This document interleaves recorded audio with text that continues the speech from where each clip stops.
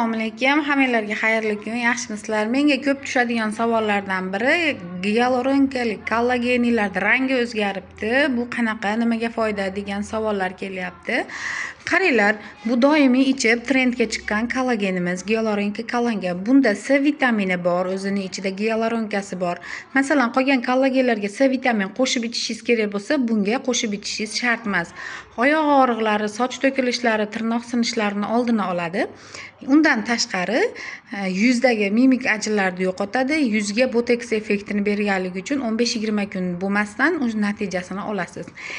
Endi yangi kelgan kollagenimizchi, yangi kelgan kollagenimizda bunda yo'q, yana 3 ta vitamin bor.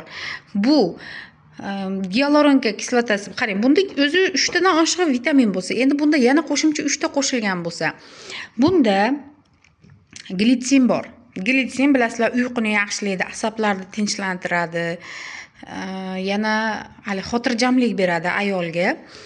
Undan tashqari yana qo'shimcha vitaminlardan bu ko'proq oyoq og'rishlarini og'riqlarni qoldiradigan bo'lsa, bu beauty, figuralar, yuzlar yana ham tiniqlashtiradi, sochlarni yana ham jilokor qiladi bu kollagenimiz.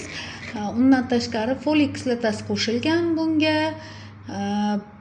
Propin degan yana yangi 3 ta ayollari uchun, ayollarni ichki organini yoshartirish uchun yana shunaqangi ajoyib vitaminlar ichiga qo'shilgan buni. Shuning uchun yangisi ham, eskisi ham, ikkalasi ham juda ham effekti zo'r kollagenlardan zakaz berishinglar mumkin. Bemalol atiga 289 ming so'm, lekin buni ichida 20 ta bo'lgani bilan 40 tani effektini beradi.